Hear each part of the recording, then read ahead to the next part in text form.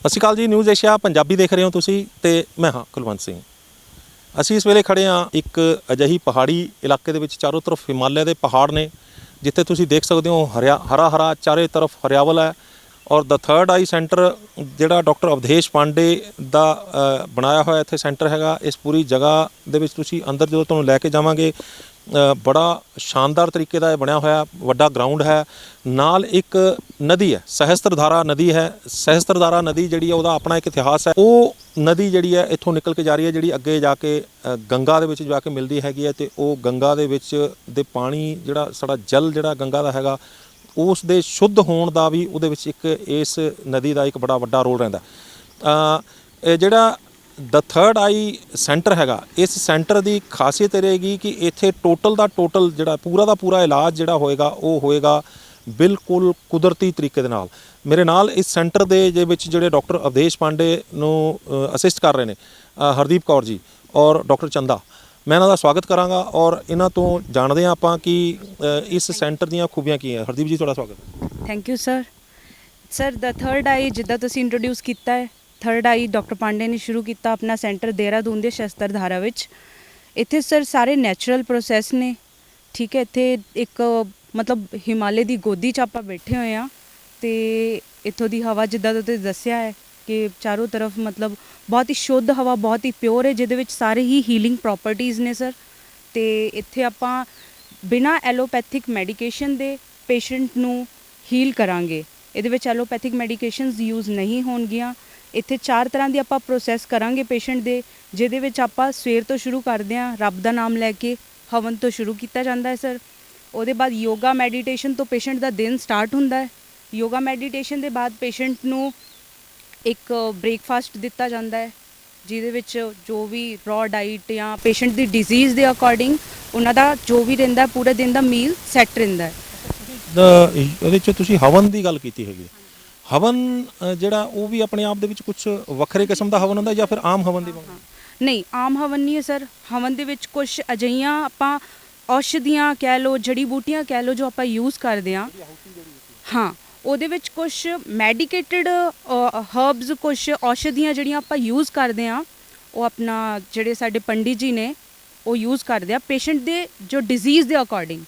ਉਹ ਔਸ਼ਧੀਆਂ ਯੂਜ਼ ਹੁੰਦੀਆਂ ਵਾ, ਉਹਨੂੰ ਇਨਹੇਲ ਕਰਕੇ ਪੇਸ਼ੈਂਟ ਦੀ ਹੀਲਿੰਗ ਪ੍ਰੋਸੈਸ, ਹਾਂ, ਸਾਹ ਨੂੰ ਖਿੱਚ ਕੇ ਅੰਦਰ ਇਨਹੇਲ ਕਰਕੇ ਉਹ ਔਸ਼ਧੀਆਂ ਦਾ ਜਿਹੜਾ ਧੂੰਆਂ ਉਹਨੂੰ ਇਨਹੇਲ ਕੀਤਾ ਜਾਂਦਾ ਵਾ।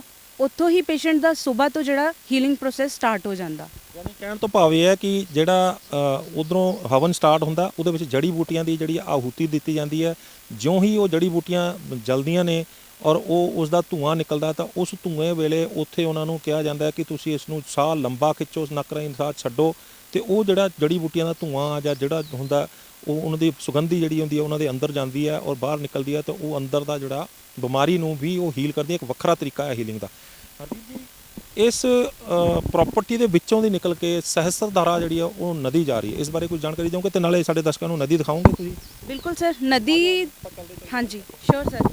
ਨਦੀ ਦੇ ਵਿੱਚ ਸਰ ਜਿਹੜਾ ਵਾਟਰ ਹੈ ਉਹ ਸਹਿਸਤਰਧਾਰਾ ਨਦੀ ਤੋਂ ਆ ਰਿਹਾ ਹੈ। ਉਹ ਨਦੀ 'ਚ ਸਲਫਰ ਵਾਟਰ ਹੈ। ਸਲਫਰ ਵਾਟਰ ਦੇ ਵਿੱਚ ਆਪਣੇ ਆਪ 'ਚ ਕੁਝ ਹੀਲਿੰਗ ਪ੍ਰੋਪਰਟੀਜ਼ ਨੇ ਸਰ। ਉਹ ਸਲਫਰ ਵਾਟਰ ਨੂੰ ਤੁਸੀਂ ਮਤਲਬ ਪੀ ਵੀ ਸਕਦੇ ਹੋ, ਠੀਕ। ਅਗਰ ਕੁਝ ਲੋਕਾਂ ਦਾ ਵਹਿਮ ਹੁੰਦਾ ਹੈ ਕਿ ਨਹੀਂ ਨਦੀ ਦਾ ਪਾਣੀ ਹੈ, ਅਨਹਾਈਜੀਨਿਕ ਹੈ, ਮਿੱਟੀ ਹੈ, ਬਟ ਇੱਦਾਂ ਦਾ ਕੁਛ ਨਹੀਂ ਹੈ, ਕਿਉਂਕਿ ਇਹਦੇ ਵਿੱਚ ਸਰ ਕੁਝ ਇਹੋ ਜਿਹੇ ਮਿਨਰਲਸ ਨੇ ਮਤਲਬ ਜਿਹੜੇ ਬਹੁਤ ਹੀ ਵਧੀਆ ਨੇ। ਆਪਾਂ ਕਹਿ ਦਿੰਦੇ ਨਦੀ ਦੇ ਵਿੱਚ ਜਿਹੜਾ ਪਾਣੀ ਆ ਰਿਹਾ ਉਹ ਪਹਾੜਾਂ ਤੋਂ ਨਿਕਲ ਕੇ ਆ ਰਿਹਾ ਸਰ। ਮਤਲਬ ਉਹਦੇ ਵਿੱਚ ਬਹੁਤ ਅੱਛੇ ਮਿਨਰਲਸ ਨੇ ਜਿਹੜੇ ਤੁਹਾਨੂੰ ਆਮ ਆਰਓ ਦੇ ਪਾਣੀ ਵਿੱਚ ਨਹੀਂ ਮਿਲ ਸਕਦੇ। ਉਹਦੇ ਵਿੱਚ ਜੜੀਆਂ ਬੂਟੀਆਂ ਦਾ ਵਿੱਚੋਂ ਨਿਕਲ ਕੇ ਆ ਰਿਹਾ ਸਰ ਉਹ ਪਾਣੀ। ਹੀਲਿੰਗ ਪ੍ਰੋਪਰਟੀਜ਼ ਨੇ ਉਹ 'ਚ ਬਹੁਤ ਜ਼ਿਆਦਾ। ਬਟ ਕੁਝ ਲੋਕ ਅਨਹਾਈਜੀਨਿਕ ਸਮਝ ਕੇ ਉਹ ਪਾਣੀ ਪੀਂਦੇ ਨਹੀਂ ਆ। ਹਾਂ, ਬਟ ਲੋਕ ਇਹਦੇ ਵਿੱਚ ਨਹਾ ਸਕਦੇ ਆ। ਉਹ ਸਲਫਰ ਵਾਟਰ ਦੇ ਵਿੱਚ ਨਹਾਉਣ 'ਚ ਇੱਕ ਆਪਣੇ ਆਪ 'ਚ ਬਹੁਤ ਵੱਡੀ ਚੀਜ਼ ਹੈ। ਪੀਓ ਨਾ, ਬਟ ਪਾਣੀ 'ਚ ਨਹਾ ਲਓ, ਤੁਸੀਂ ਖੁਦ ਹੀ ਫੀਲ ਕਰੋਗੇ ਉਹ ਚੀਜ਼ ਨੂੰ।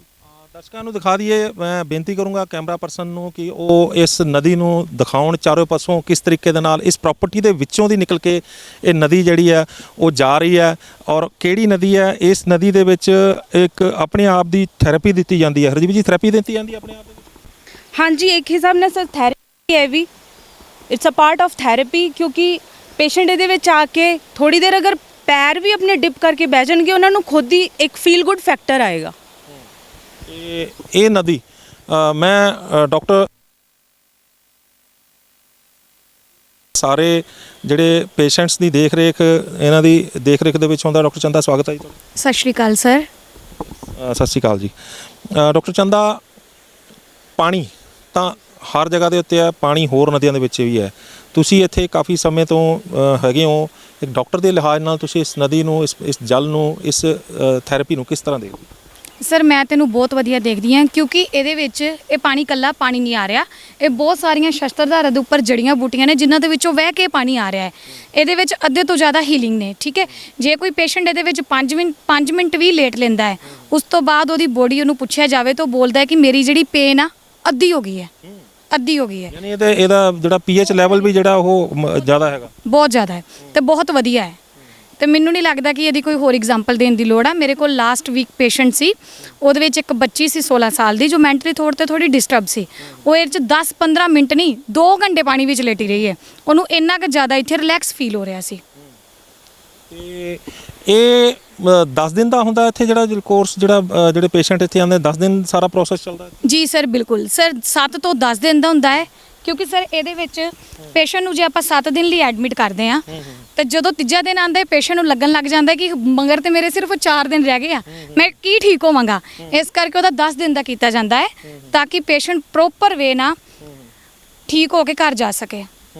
ਤੇ ਜਦੋਂ ਪੇਸ਼ੈਂਟ ਇੱਥੇ ਆਉਂਦਾ ਹੈ ਤੇ ਉਹਦੇ ਵਿੱਚ ਜਿੱਦਾਂ ਹਰਦੀਪ ਜੀ ਨੇ ਦੱਸਿਆ ਵੀ ਅੰਦਰ ਜਿਹੜਾ ਸਵੇਰ ਦੀ ਜਿਹੜੀ ਸ਼ੁਰੂਆਤ ਹੁੰਦੀ ਹੈ ਉਹ ਹਵਨ ਦੇ ਨਾਲ ਸ਼ੁਰੂਆਤ ਕੀਤੀ ਜਾਂਦੀ ਹੈ, ਰੱਬ ਦੇ ਨਾਮ ਦੇ ਨਾਲ ਸ਼ੁਰੂਆਤ ਕੀਤੀ ਜਾਂਦੀ ਹੈ। ਉਸ ਨੂੰ ਵੀ ਤੁਸੀਂ ਇੱਕ ਹੀਲਿੰਗ ਪ੍ਰੋਸੈਸ 'ਚ ਲੈ ਲਿਆ, ਉਹਦੇ ਵਿੱਚ ਵੀ ਜੜੀ ਬੂਟੀਆਂ ਦੀ ਆਹੂਤੀ ਦੇ ਕੇ ਤੇ ਉਹਨਾਂ ਨੂੰ ਇਨਹੇਲ ਕਰਨ ਵਾਸਤੇ, ਜ਼ੋਰ ਦੀ ਅੰਦਰ ਬਾਹਰ ਸਾਹ ਲੈਣ ਲਈ ਜਿਹੜੀ ਆ ਪ੍ਰੋਸੈਸ ਕਰਨ ਵਾਸਤੇ ਤੁਸੀਂ ਕਹਿੰਦੇ ਹੋ। ਅੱਗੇ ਫਿਰ ਇਲਾਜ ਦਾ ਪ੍ਰੋਸੈਸ ਜਿਹੜਾ ਉਹ ਕਿੱਦਾਂ ਸ਼ੁਰੂ ਹੁੰਦਾ? ਸਰ ਸਵੇਰੇ ਅਸੀਂ ਹਵਨ ਤੋਂ ਸ਼ੁਰੂਆਤ ਕਰਦੇ ਹਾਂ। ਉਹਦੇ ਵਿੱਚ ਅਸੀਂ ਬਹੁਤ ਸਾਰੀਆਂ ਜੜੀਆਂ ਬੂਟੀਆਂ ਯੂਜ਼ ਕਰਦੇ ਹਾਂ, ਗਿਲੋਏ, ਤੁਲਸੀ, ਹੋਰ ਇਦਾਂ ਦੀਆਂ ਜਿਨ੍ਹਾਂ ਨਾਲ ਪੇਸ਼ੈਂਟ ਨੂੰ ਹੀਲਿੰਗ ਹੁੰਦੀ ਹੈ। ਉਹਦੇ ਵਿੱਚ ਅਸੀਂ ਪੇਸ਼ੈਂਟ ਕੋ ਬਰੀਥਿੰਗ ਐਕਸਰਸਾਈਜ਼ਸ ਕਰਵਾਉਂਦੇ ਹਾਂ, ਮੈਡੀਟੇਸ਼ਨ ਕਰਵਾਉਂਦੇ ਹਾਂ। ਉਸ ਤੋਂ ਬਾਅਦ ਅਸੀਂ ਪੇਸ਼ੈਂਟ ਦਾ lower leg hot bath water immersion ਕਰਵਾਉਂਦੇ ਹਾਂ। ਉਹਦੇ ਵਿੱਚ ਪੇਸ਼ੈਂਟ ਨੂੰ ਅਸੀਂ 5 ਤਰ੍ਹਾਂ ਦੀਆਂ ਜੜੀਆਂ ਬੂਟੀਆਂ ਪਾ ਕੇ ਗਰਮ ਪਾਣੀ 'ਚ 40 ਮਿੰਟ ਲਈ ਉਹਨਾਂ ਦੀਆਂ ਲੈਗ ਜਿਹੜੀਆਂ ਨੇ ਅੱਧੀਆਂ ਗੋਡਿਆਂ ਤੱਕ, ਹਾਂਜੀ ਲੱਤਾਂ ਉਹਨਾਂ ਦੀਆਂ ਗੋਡਿਆਂ ਤੱਕ ਪਾਣੀ 'ਚ ਡੁਬੋ ਕੇ ਰੱਖਦੇ ਹਾਂ। ਉਹਨਾਂ ਨਾਲ ਵੀ ਉਹਨਾਂ ਨੂੰ ਬਹੁਤ ਹੀਲ ਫੀਲ ਹੁੰਦਾ ਹੈ। ਹੌਟ ਵਾਟਰ ਇਮਰਸ਼ਨ ਜਿਹਨੂੰ ਕਹਿੰਦੇ? ਹਾਂਜੀ, ਬਿਲਕੁਲ ਹੌਟ ਵਾਟਰ ਇਮਰਸ਼ਨ। ਇਸ ਤੋਂ ਬਾਅਦ ਸਰ ਪੇਸ਼ੈਂਟ ਦਾ, ਜਿਵੇਂ ਕਿ ਮੈਮ ਨੇ ਦੱਸਿਆ ਹੈ, ਬਰੰਚ ਹੁੰਦਾ ਹੈ ਜਿਹਦੇ ਵਿੱਚ ਪੇਸ਼ੈਂਟ ਨੂੰ ਉਹਨਾਂ ਦੀ ਡਿਜ਼ੀਜ਼ ਦੇ ਅਕੋਰਡਿੰਗ ਫੂਡ ਪ੍ਰੋਵਾਈਡ ਕੀਤਾ ਜਾਂਦਾ ਹੈ। ਉਹਨਾਂ ਨੂੰ ਇੱਥੇ ਅਸੀਂ ਫੂਡ ਨਹੀਂ ਬੋਲਦੇ, ਭੋਜਨ ਬੋਲਦੇ ਹਾਂ, ਭੋਜਨ ਬੋਲਦੇ। ਜੀ। ਤੇ ਸਾਡੀ ਜਿਹੜੀ ਇੱਥੇ ਹੈ, ਮਤਲਬ ਕਿ ਜਿੱਥੇ ਸਾਡਾ ਭੋਜਨ ਤਿਆਰ ਹੁੰਦਾ ਹੈ ਉਹਦੇ ਵੀ ਅਸੀਂ ਨਾਮ ਰੱਖਿਆ ਹੈ ਫਾਰਮੇਸੀ, ਪਰ ਸਾਡਾ ਜਿਹੜਾ ਪੀ ਨਾਲ ਨਹੀਂ, ਐਫ ਨਾਲ ਹੈ, ਫੂਡ ਨਾਲ ਰਿਲੇਟਿਡ ਹੈ। ਕਿਉਂਕਿ ਸਾਡਾ ਜੋ ਵੀ ਟ੍ਰੀਟਮੈਂਟ ਹੈ ਫੂਡ ਦੇ ਨਾਲ ਹੀ ਉਹਦਾ ਸਾਰਾ ਹੋ ਰਿਹਾ ਹੈ। ਮੈਂ ਬੇਨਤੀ ਕਰਾਂਗਾ ਸਾਡੇ ਕੈਮਰਾ ਪਰਸਨ ਨੂੰ ਵੀ ਉਹ ਸਾਰਾ ਦੂਰੋਂ ਇੱਕ ਵਿਊ ਦਿਖਾਣ ਇਸ ਸੈਂਟਰ ਦਾ, ਕਿਸ ਤਰ੍ਹਾਂ ਦਾ ਵਿਊ ਹੈਗਾ ਇਹ ਅੰਦਰ। ਉਹ ਥੋੜਾ ਜਿਹਾ ਹਰਦੀਪ ਜੀ, ਥੋੜਾ ਜਿਹਾ ਇਸ ਨੂੰ ਥੋੜਾ ਉਹ ਕਰੋਗੇ, ਜਿਹੜਾ ਕਿਸ ਤਰ੍ਹਾਂ ਕਿਹੜੀ ਜਗ੍ਹਾ ਤੇ ਕੀ ਚੀਜ਼ ਹੈਗੀ ਹੈ? ਹਾਂਜੀ ਸਰ, ਐਂਟਰੈਂਸ ਤੋਂ ਸਰ ਇੱਧਰ ਰਿਸੈਪਸ਼ਨ ਤੋਂ ਸ਼ੁਰੂ ਹੁੰਦਾ ਹੈ, ਠੀਕ ਹੈ। ਅੰਦਰ ਜਾ ਕੇ ਥੈਰੇਪੀਜ਼ ਰੂਮ ਨੇ ਜਿਹਦੇ ਵਿੱਚ Panchakarma therapy, quantum healing, vibration therapy, sound therapy, ਠੀਕ ਹੈ। ਉਹਦੇ ਵਿੱਚ ਸਾਰਾ ਕੁਝ ਹੁੰਦਾ। ਸਾਹਮਣੇ ਰੂਮਸ ਬਣੇ ਹੋਏ ਨੇ, ਥੈਰੇਪੀ ਰੂਮਸ ਨੇ ਜਿਹਦੇ ਵਿੱਚ ਪੇਸ਼ੈਂਟ ਦਾ ਸਾਰਾ ਕੁਝ ਮਤਲਬ ਹੁੰਦਾ ਹੈ। ਪੰਚਕਰਮਾ ਦੇ ਅੰਡਰ ਵੀ ਕਾਫੀ ਚੀਜ਼ਾਂ ਨੇ ਸਰ ਸਾਡੇ ਕੋਲ, ਸ਼ਿਰੋਧਾਰਾ, ਸ਼ਿਰੋਪਿਚੂ, ਐਨੀਮਾ ਵਗੈਰਾ ਵੀ ਦਿੱਤਾ ਜਾਂਦਾ ਹੈ ਸਾਰੇ ਤਰ੍ਹਾਂ ਦਾ, ਔਰ ਉਹਦੇ ਵਿੱਚ ਕਾਫੀ ਚੀਜ਼ਾਂ ਨੇ ਸਰ। ਇਹ ਗਰਾਊਂਡ ਹੈ, ਦੇਖ ਸਕਦੇ ਹੋ ਤੁਸੀਂ ਕਿੰਨਾ ਸ਼ਾਨਦਾਰ ਗਰਾਊਂਡ ਹੈਗਾ। ਇਹ ਉਹ ਦੁਬ ਗ੍ਰਾਸ ਹੈ ਜਿਹਦੇ ਬਾਰੇ ਕਿਹਾ ਜਾਂਦਾ ਹੈ ਕਿ ਇੱਕ ਸਾਫ਼ ਸੁਥਰੀ ਗ੍ਰਾਸ ਹੈ ਜਿਹਦਾ ਕਾੜਾ ਵੀ ਪੀਣ ਨੂੰ ਕਿਹਾ ਜਾਂਦਾ। ਹਾਂਜੀ ਬਿਲਕੁਲ, ਇਹ ਅਸੀਂ ਪੇਸ਼ੈਂਟ ਨੂੰ ਦਿੰਦੇ ਹਾਂ, ਇਹਨੂੰ ਆਪਾਂ ਗ੍ਰਾਸ ਵਾਟਰ ਕਹਿੰਦੇ ਹਾਂ। ਗ੍ਰਾਸ ਵਾਟਰ ਕਹਿੰਦੇ ਇੱਥੇ ਹੀ ਯੋਗਾ, ਇੱਥੇ ਹੀ ਨੰਗੇ ਪੈਰੀ ਸੈਰ, ਇੱਥੇ ਹੀ ਉਸ ਦੇ ਉੱਤੇ ਚੱਲਣਾ, ਉਹੀ ਇੱਕ ਪ੍ਰੋਸੈਸ? ਹਾਂਜੀ ਬਿਲਕੁਲ, ਇੱਥੇ ਹੀ ਅਸੀਂ ਸਾਰੇ ਹੀਲਿੰਗ ਪ੍ਰੋਸੈਸ ਪੇਸ਼ੈਂਟ ਦੇ ਕਰਦੇ ਹਾਂ। ਇਸੇ ਜਗ੍ਹਾ ਤੇ ਸਵੇਰੇ ਹਵਨ ਤੋਂ ਸ਼ੁਰੂਆਤ ਕੀਤੀ ਜਾਂਦੀ ਹੈ ਪੇਸ਼ੈਂਟਸ ਦੀ। ਫਿਰ ਇਸੇ ਜਗ੍ਹਾ ਤੇ ਉਹਨਾਂ ਨੂੰ ਧੁੱਪ 'ਚ 40 ਮਿੰਟ ਤੱਕ ਅਸੀਂ ਬਿਠਾ ਕੇ ਉਹਨਾਂ ਦਾ ਸਨ ਗੇਜ਼ਿੰਗ ਕਰਵਾਉਂਦੇ ਹਾਂ, ਜਿਹਨੂੰ ਕਹਿੰਦੇ ਕਿ ਧੁੱਪ ਸੇਕਣਾ ਪੰਜਾਬੀ ਸਾਡੇ, ਮਤਲਬ ਸੂਰਜ ਨੂੰ ਦੇਖਣਾ ਜਿਹੜਾ ਇਹ ਨਜ਼ਰ ਦੇ ਜਿਹੜੇ ਰੋਗੀ ਨੇ ਉਹਨਾਂ ਲਈ ਤੇ ਬਹੁਤ ਹੀ ਬੈਨੀਫਿਟ ਹੈ। ਹਾਂਜੀ। ਤੇ ਹਰਦੀਪ ਜੀ, ਖਾਣਾ ਪੀਣਾ ਇਸ ਤਰ੍ਹਾਂ ਦਾ ਇਹਦੇ ਵਿੱਚ ਕਿਸ ਤਰ੍ਹਾਂ ਦਾ ਰਹਿੰਦਾ? ਖਾਣਾ ਪੀਣਾ, ਕਿਉਂਕਿ ਖਾਣਾ ਪੀਣਾ ਜਿਹੜਾ ਸਭ ਤੋਂ, ਕਿਉਂਕਿ ਇਹ ਜਿਹੜਾ ਆਪਣਾ ਪ੍ਰੋਸੈਸ ਹੈਗਾ ਇਹ ਡਾਈਟਰੀ ਸਾਇੰਸ ਦੇ ਉੱਤੇ ਵੀ ਕਾਫੀ ਕੁਝ ਇਹਦੇ ਵਿੱਚ ਜੁੜਿਆ ਹੋਇਆ, ਕਿਉਂਕਿ ਮਾੜਾ ਖਾਵਾਂਗੇ, ਮਾੜਾ ਜਿਹੜਾ ਉਹ ਸਾਡੇ ਅੰਦਰ ਜਾਂਦਾ ਤੇ ਉਹ ਸਾਨੂੰ ਬਿਮਾਰ ਕਰਦਾ, ਤੇ ਸਾਤਵਿਕ ਖਾਵਾਂਗੇ, ਸਹੀ ਖਾਵਾਂਗੇ ਤੇ ਉਹ ਸਾਨੂੰ ਠੀਕ ਕਰਦਾ, ਬਿਮਾਰੀਆਂ ਰਿਵਰਸ ਕਰਦਾ। ਖਾਣ ਪੀਣ ਦਾ ਕਿਸ ਤਰ੍ਹਾਂ ਰਹਿੰਦਾ ਤੇ ਅੱਛਾ, ਤੇ ਨਾਲੇ ਜਿਹੜੇ ਪੇਸ਼ੈਂਟ ਇੱਥੇ ਆਉਂਦੇ ਨੇ, ਰਹਿਣਾ ਖਾਣਾ ਪੀਣਾ, ਰਹਿਣ ਖਾਣ ਪੀਣ ਦਾ ਕਿੱਦਾਂ ਪ੍ਰਬੰਧ ਹੈ? ਸਰ ਸਾਰਾ ਕੁਝ ਪ੍ਰਬੰਧ ਇੱਥੇ ਹੈਗਾ ਹੈ, ਰਹਿਣ ਦਾ, ਖਾਣ ਦਾ, ਪੇਸ਼ੈਂਟ ਦੇ ਨਾਲ ਅਗਰ ਕੋਈ ਕ੍ਰਿਟੀਕਲ ਪੇਸ਼ੈਂਟ ਹੈ ਜਿਵੇਂ ਉਹਦੇ ਨਾਲ ਰਹਿਣ ਵਾਲੇ ਅਟੈਂਡੈਂਟ ਦਾ ਵੀ, ਠੀਕ ਹੈ। ਖਾਣ ਪੀਣ ਦੇ ਵਿੱਚ ਸਰ ਪੇਸ਼ੈਂਟ ਦੇ ਡਿਜ਼ੀਜ਼ ਦੇ ਅਕੋਰਡਿੰਗ ਆਪਾਂ ਉਹਨਾਂ ਦਾ ਸਾਰਾ ਡਾਈਟ ਚਾਰਟ ਪਹਿਲਾਂ ਹੀ ਸਕੈਡਿਊਲ ਕੀਤਾ ਜਾਂਦਾ ਕਿ ਉਹਨਾਂ ਨੂੰ ਕਿਸ ਟਾਈਮ ਤੇ ਕੀ ਚੀਜ਼ ਦੇਣੀ ਹੈ। ਤੇ ਖਾਣ ਪੀਣ ਦੇ ਵਿੱਚ ਟੋਟਲੀ ਆਪਾਂ ਮਤਲਬ ਕੁਕਡ ਫੂਡ ਸਾਡਾ ਬਹੁਤ ਹੀ ਘੱਟ ਰਹਿੰਦਾ। ਪੇਸ਼ੈਂਟ ਦੀ ਡਿਜ਼ੀਜ਼ ਦੇ ਅਕੋਰਡਿੰਗ ਕੁਕਡ ਫੂਡ ਦੀ ਇੱਕ ਸਪੈਸੀਫਿਕ ਕੁਆਂਟੀਟੀ ਜਿਹੜੀ ਡਾਕਟਰ ਪਾਂਡੇ ਦੱਸਦੇ ਨੇ ਉਹੀ ਰੱਖੀ ਜਾਂਦੀ ਹੈ, ਬਟ ਮੋਸਟਲੀ ਸਾਡੀ ਜਿਹੜੀ ਡਾਈਟ ਹੈ ਉਹ ਰॉ ਡਾਈਟ ਹੈ। ਆਪਾਂ ਰॉ ਡਾਈਟ ਤੇ ਕੰਮ ਕਰ ਰਹੇ ਹਾਂ ਸਾਰਾ।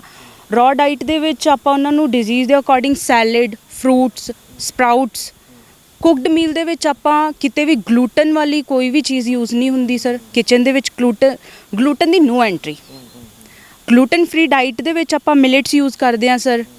ਹੋਰ ਜਿਹੜੇ ਆਰਡੀਨਰੀ ਰਾਈਸ ਨੇ ਉਹ ਯੂਜ਼ ਹੁੰਦੇ ਆ, ਉਹ ਅਟੈਂਡੈਂਟਸ ਲਈ, ਪੇਸ਼ੈਂਟਸ ਲਈ ਤੇ ਵੈਸੇ ਹੀ ਨਾਟ ਅਲਾਉਡ ਸਰ।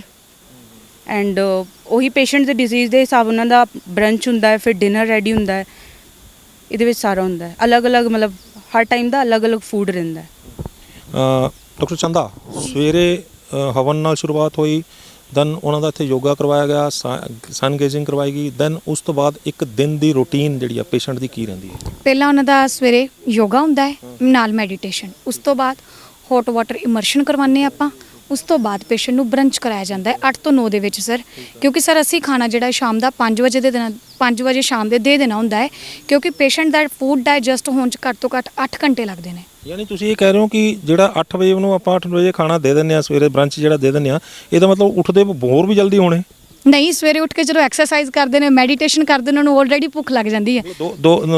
5 ਵਜੇ ਉਠਾਉਂਦੇ ਉਹਨਾਂ ਨੂੰ? ਹਾਂਜੀ ਬਿਲਕੁਲ, 5 ਵਜੇ ਉਹਨਾਂ ਦਾ ਮੈਡੀਟੇਸ਼ਨ ਸਟਾਰਟ ਹੋ ਜਾਂਦਾ ਹੈ। ਤੇ ਸਾਡੇ ਪੇਸ਼ੈਂਟ ਖੁਦ ਇਹ ਗੱਲ ਕਹਿੰਦੇ ਨੇ, ਅਸੀਂ ਭੁੱਖੇ ਸ਼ੇਰ ਆ, ਸਾਨੂੰ ਕੁਝ ਖਾਣ ਲਈ ਦਿਵੋ।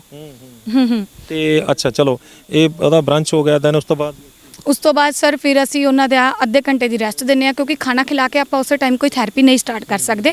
ਕਈ ਪੇਸ਼ੈਂਟ ਨੂੰ ਵੋਮਿਟ ਦੀ ਪ੍ਰੋਬਲਮ ਆ ਜਾਂਦੀ ਹੈ। ਫਿਰ ਉਸ ਤੋਂ ਬਾਅਦ ਪੇਸ਼ੈਂਟ ਦੀ ਸ਼ਡਿਊਲ ਦੇ ਹਿਸਾਬ ਨਾਲ ਜਿਹਦੀ ਪੰਚਕਰਮਾ ਥੈਰੇਪੀ ਹੈ ਉਹਨੂੰ ਉੱਥੇ ਭੇਜਿਆ ਜਾਂਦਾ ਹੈ, ਜਿਹਦੀ ਨੈਚੁਰਲ ਥੈਰੇਪੀ ਹੈ ਉਹਨੂੰ ਉੱਥੇ ਭੇਜਿਆ ਜਾਂਦਾ ਹੈ, ਜਿਹਦੀ ਕੁਆਂਟਮ ਹੀਲਿੰਗ ਹੈ ਉਹਨੂੰ ਉੱਥੇ ਭੇਜਿਆ ਜਾਂਦਾ ਹੈ। ਸਾਰੇ ਪੇਸ਼ੈਂਟਸ ਦਾ ਅਲੱਗ-ਅਲੱਗ ਸ਼ਡਿਊਲ ਡਿਸਾਈਡ ਕੀਤਾ ਹੁੰਦਾ ਹੈ। ਚਲੋ, ਇਹ ਥੈਰੇਪੀਜ਼ ਨੂੰ ਕਿੰਨਾ ਕੁ ਸਮਾਂ ਲੱਗ ਜਾਂਦਾ ਤੇ ਕਿੰਨੇ ਕੁ ਦੇਰ ਬਾਅਦ ਫਿਰ ਉਸ ਤੋਂ ਬਾਅਦ ਦੈਨ ਪ੍ਰੋਸੈਸ? ਸਰ ਸਿਰੋਧਾਰਾ ਨੂੰ 45 ਮਿੰਟ ਲੱਗਦੇ ਨੇ, ਅਭਿਅੰਗ ਨੂੰ ਫੁੱਲ ਬੋਡੀ ਅਭਿਅੰਗ ਹੁੰਦਾ ਹੈ, ਜਿਹਨੂੰ ਫੁੱਲ ਬੋਡੀ ਪੰਜਾਬੀ 'ਚ ਆਪਾਂ ਕਹਿ ਦਿੰਦੇ ਕਿ ਮਾਲਿਸ਼ ਮਸਾਜ ਹੁੰਦੀ ਹੈ, ਉਹਨੂੰ ਵੀ 45 ਤੋਂ ਮਿੰਟ ਤੋਂ 1 ਘੰਟਾ ਲੱਗ ਜਾਂਦਾ ਹੈ। ਨਹੀਂ ਚਲੋ, ਆਪਾਂ ਇਸ ਪ੍ਰੋਸੈਸ ਨੂੰ ਮੰਨ ਕੇ ਚੱਲੀਏ ਵੀ ਘੰਟਾ 2 ਘੰਟੇ ਲੱਗ ਜਾਂਦੇ ਹਾਂਜੀ ਬਿਲਕੁਲ, ਕੁਆਂਟਮ ਹੀਲਿੰਗ ਦੇ 2 ਘੰਟੇ ਹੁੰਦੇ ਨੇ। ਦੈਨ ਫਿਰ ਉਸ ਤੋਂ ਬਾਅਦ ਦੁਪਹਿਰ ਦਾ ਖਾਣਾ? ਦੁਪਹਿਰ ਨੂੰ ਪੇਸ਼ੈਂਟ ਨੂੰ ਅਸੀਂ ਖਾਣਾ ਨਹੀਂ ਦਿੰਦੇ। ਪੂਰੇ ਦਿਨ ਵਿੱਚ ਉਹਨਾਂ ਨੂੰ ਹਲਦੀ ਵਾਟਰ, ਡੈਪ ਟੀ ਦਿੱਤੀ ਜਾਂਦੀ ਹੈ, ਠੀਕ ਹੈ ਸਰ। ਉਸ ਤੋਂ ਇਲਾਵਾ ਲੈਮਨ ਵਾਟਰ ਦਿੱਤਾ ਜਾਂਦਾ ਹੈ। ਪਾਣੀ ਤੇ ਹੀ ਪੇਸ਼ੈਂਟ ਨੂੰ ਆਪਾਂ ਪੂਰਾ ਦਿਨ ਰੱਖਦੇ ਹਾਂ, ਕਿਉਂਕਿ ਹਲਦੀ ਵਾਟਰ ਜਿਹੜਾ ਇੱਕ એનર્ਜੀ ਡਰਿੰਕ ਹੈ, ਜੋ ਪੀਣ ਤੋਂ ਬਾਅਦ ਪੇਸ਼ੈਂਟ ਵਿੱਚ ਵੈਸੇ ਹੀ ਆਲਰੇਡੀ ਬਹੁਤ એનર્ਜੀ ਆ ਜਾਂਦੀ ਹੈ। ਉਸ ਤੋਂ ਬਾਅਦ ਉਹਨਾਂ ਨੂੰ ਖਾਣੇ ਦੀ ਜ਼ਰੂਰਤ ਨਹੀਂ ਪੈਂਦੀ। ਅਟੈਂਡੈਂਟਸ ਦਾ ਸਾਡਾ ਟਾਈਮ ਹੁੰਦਾ 1 ਤੋਂ 2, ਜਿਹੜੇ ਨਾਲ ਰੁਕੇ ਹੋਏ ਨੇ ਉਹਨਾਂ ਨੂੰ ਅਸੀਂ 1 ਤੋਂ 2 ਵਜੇ ਤੱਕ ਭੋਜਨ ਦੀ ਵਿਵਸਥਾ ਕਰ ਦਿੰਦੇ ਹਾਂ।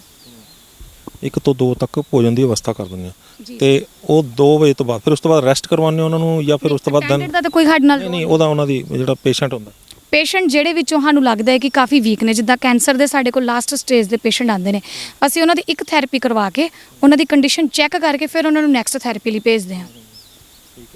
ਤੇ ਇਹ ਪ੍ਰੋਸੈਸ ਜਿਹੜਾ ਸ਼ਾਮ ਤੱਕ ਫਿਰ ਚੱਲਦਾ ਹੈਗਾ, ਤੇ ਸ਼ਾਮ ਨੂੰ ਕਿੰਨੇ ਵਜੇ ਪੇਸ਼ੈਂਟ ਨੂੰ ਜਿਹੜਾ ਉਹ ਤੁਸੀਂ? 5 ਵਜੇ ਤੱਕ ਸਰ ਅਸੀਂ ਸਾਡੀ ਮੋਸਟਲੀ ਕੋਸ਼ਿਸ਼ ਹੁੰਦੀ ਹੈ ਕਿ ਸਾਰੀਆਂ ਥੈਰੇਪੀਜ਼ ਕੰਪਲੀਟ ਕਰਵਾ ਦਈਏ, ਲੇਕਿਨ ਕਈ ਵਾਰ 5 ਤੋਂ 5:30 ਹੋ ਜਾਂਦੇ ਨੇ, ਇਸ ਤੋਂ ਲੇਟ ਨਹੀਂ, ਕਿਉਂਕਿ 6 ਵਜੇ ਤੱਕ ਹਰ ਹਾਲਤ 'ਚ ਆਪਾਂ ਪੇਸ਼ੈਂਟ ਨੂੰ ਭੋਜਨ ਜਿਹੜਾ ਪ੍ਰੋਵਾਈਡ ਕਰਨਾ ਹੁੰਦਾ ਹੈ। ਖਾਣਾ ਖਵਾ ਲਿਆ, ਫਿਰ ਉਸ ਤੋਂ ਬਾਅਦ ਫਿਰ ਉਸ ਤੋਂ ਬਾਅਦ ਸਰ ਪੇਸ਼ੈਂਟ ਨੂੰ ਉਹਨਾਂ ਦੇ ਰੈਸਟ ਲਈ ਭੇਜ ਦਿੱਤਾ ਜਾਂਦਾ ਰੂਮ 'ਚ, ਚਾਹੇ ਉਹ ਇੱਥੇ ਸੈਰ ਕਰ ਲੈਣ, ਚਾਹੇ ਉਹ ਮਰਜ਼ੀ ਹੈ। ਉਹਨਾਂ ਨੂੰ ਸ਼ਾਮ ਨੂੰ ਇੱਕ ਡਾਂਸ ਕਲਾਸ ਦਿੱਤੀ ਜਾਂਦੀ ਹੈ। ਬਿਲਕੁਲ, ਖਾਣਾ ਖਾ ਕੇ ਅੱਧਾ ਪੌਣਾ ਘੰਟਾ ਸੈਰ ਕਰਦੇ ਨੇ, ਉਸ ਤੋਂ ਬਾਅਦ ਉਹਨਾਂ ਨੂੰ ਇੱਕ ਡਾਂਸਿੰਗ ਕਲਾਸ ਦਿੱਤੀ ਜਾਂਦੀ ਹੈ, ਜਾਂ ਇੱਕ ਟੈਲੈਂਟ ਦੀ ਕਲਾਸ ਆਪਾਂ ਦਿੰਦੇ ਹਾਂ। ਜੇ ਕਿਸੇ ਨੂੰ ਕੋਈ ਲਿਖਦਾ ਹੈ ਉਹਦੇ ਕੋਲ ਆਪਾਂ ਉਹ ਸੁਣਦੇ ਹਾਂ ਸਾਰੇ ਜਣੇ ਬੈਠ ਕੇ। ਜੇ ਮਿਊਜ਼ਿਕ ਕਿਸੇ ਨੂੰ ਪਸੰਦ ਹੈ ਫਿਰ ਸਾਰਿਆਂ ਨੂੰ ਡਾਂਸ ਕਰਾਇਆ ਜਾਂਦਾ, ਕਿਉਂਕਿ ਇੱਕ ਡਾਂਸ ਤੋਂ ਵੱਡੀ ਕੋਈ ਥੈਰੇਪੀ ਨਹੀਂ ਹੈ, ਕੋਈ ਐਕਸਰਸਾਈਜ਼ ਨਹੀਂ ਹੈ। ਮੈਨੂੰ ਲੱਗਦਾ ਕੋਈ ਡਾਂਸ ਤੁਸੀਂ ਵੀ ਹਿੱਸਾ ਲੈਂਦੇ ਹੋਣੇ? ਬਿਲਕੁਲ, ਮੈਂ ਹੀ ਸਟਾਰਟ ਕਰਦੀ ਹਾਂ। ਹਾਂ, ਨਹੀਂ ਕਰਾਂਗੇ ਪੇਸ਼ੈਂਟ ਕਿੱਦਾਂ ਕਰਨਗੇ?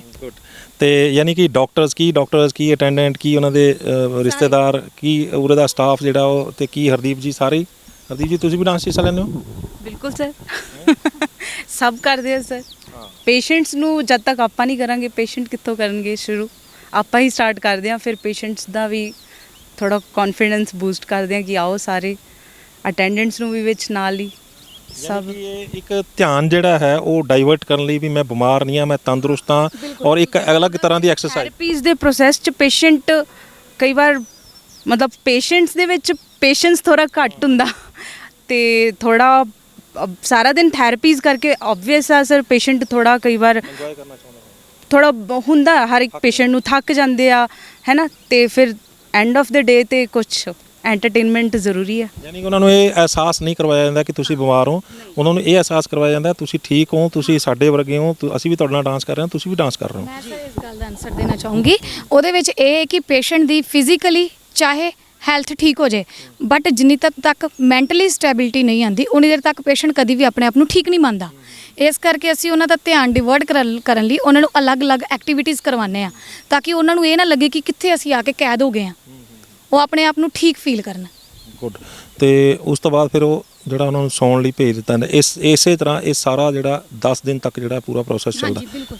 ਤੇ 10 ਦਿਨ ਦੇ ਵਿੱਚ ਪੇਸ਼ੈਂਟ ਨੋਬਰ ਨੋ ਬਿਲਕੁਲ ਨੋਬਰ ਨੋ ਸਾਡੀ ਤੇ ਕੋਸ਼ਿਸ਼ ਹੁੰਦੀ ਹੈ ਕਿ ਨੋਬਰ ਨੋ ਹੋ ਜੇ, ਬਟ ਇਹ ਹੈ ਕਿ ਇਸ ਗੱਲ ਦੀ ਗਾਰੰਟੀ ਹੁੰਦੀ ਹੈ ਕਿ ਉਹਨਾਂ ਦੀ ਜੋ ਵੀ ਪ੍ਰੋਬਲਮ ਆ, ਜਿੱਦਾਂ ਕੈਂਸਰ 4th ਸਟੇਜ ਆ, ਰਿਵਰਸ ਆਣੀ ਸਟਾਰਟ ਹੋ ਜਾਂਦੀ ਹੈ। ਬਹੁਤ ਧੰਨਵਾਦ ਤੁਹਾਡਾ, ਬਹੁਤ ਬਹੁਤ ਥੈਂਕ ਯੂ ਸਰ। ਧੰਨਵਾਦ ਜੀ ਹਰਦੀਪ ਜੀ ਤੁਹਾਡਾ ਬਹੁਤ ਬਹੁਤ। Thank you sir. ਸੋ ਇਹ ਸਨ ਹਰਦੀਪ ਕੌਰ ਜੀ ਔਰ ਇਸ ਡਾਕਟਰ ਚੰਦਾ। ਪੂਰਾ ਬੜਾ ਵੱਡਾ ਸਟਾਫ ਹੈ, ਔਰ ਜੇ ਤੁਸੀਂ ਆਓਗੇ ਬਹੁਤ ਕਾਫੀ ਤੁਹਾਨੂੰ ਇੱਥੇ ਮਿਲਣਗੇ ਸਟਾਫ ਜਿਹੜਾ ਅਲੱਗ-ਅਲੱਗ ਡਿਊਟੀਆਂ ਹੈਗੀਆਂ ਨੇ ਇਹਨਾਂ ਦੀਆਂ, ਹਰ ਬੰਦੇ ਦੀ ਆਪਣੀ ਆਪਣੀ ਡਿਊਟੀ ਦਿੱਤੀ ਗਈ ਹੈ।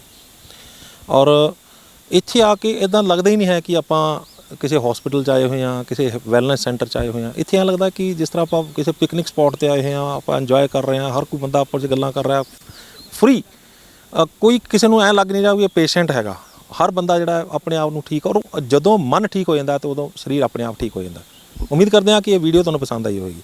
ਜੇ ਪਸੰਦ ਆਈ ਹੈ ਤਾਂ ਇਸ ਨੂੰ ਵੱਧ ਤੋਂ ਵੱਧ ਸ਼ੇਅਰ ਕਰੋ, ਕਿਉਂਕਿ ਲੋੜ ਹੈ ਅਜਿਹੀਆਂ ਵੀਡੀਓ ਸ਼ੇਅਰ ਕਰਨ ਦੀਆਂ, ਘਰ ਘਰ ਪਹੁੰਚਾਉਣ ਦੀਆਂ। ਤਾਂ ਹੀ ਇਹ ਜਿਹੜਾ ਮਾਹੌਲ ਜਿਹੜਾ ਸਾਰਿਆਂ ਤੱਕ ਪਹੁੰਚੇਗਾ, ਤਾਂ ਹੀ ਇਹ ਪ੍ਰੋਸੈਸ ਸਾਰਿਆਂ ਤੱਕ ਪਹੁੰਚੇਗਾ। ਤੇ ਜਿਹੜੇ ਹਾਰ ਮੰਨ ਕੇ ਬੈਠੇ ਨੇ, ਜੇ ਉਹਨਾਂ ਨੂੰ ਇਹ ਮਿਲਦਾ ਹੈਗਾ, ਇਹ ਹੱਲ ਮਿਲਦਾ ਤੇ ਉਹ ਠੀਕ ਹੁੰਦੇ ਨੇ, ਤਾਂ ਅਸੀਂ ਸਮਝਾਂਗੇ ਇਸ ਵੀਡੀਓ ਨੂੰ ਬਣਾਉਣ ਦਾ ਮਕਸਦ ਕਾਮਯਾਬ ਰਿਹਾ। ਸਾਡੇ ਚੈਨਲ ਨੂੰ, ਸਾਡੇ Facebook page news Asia Punjabi ਨੂੰ ਲਾਈਕ, ਸਬਸਕ੍ਰਾਈਬ ਤੇ ਫੋਲੋ ਕਰਨਾ ਨਾ ਭੁੱਲਿਓ। ਅਗਲੀ ਵਾਰ ਫਿਰ ਹਾਜ਼ਰ ਹੋਵਾਂਗੇ ਇੱਕ ਨਵੇਂ ਮੁੱਦੇ, ਇੱਕ ਨਵੇਂ ਮਹਿਮਾਨ ਦੇ ਨਾਲ। ਉਦੋਂ ਤੱਕ ਮੈਨੂੰ ਦਿਓ ਇਜਾਜ਼ਤ। ਧੰਨਵਾਦ।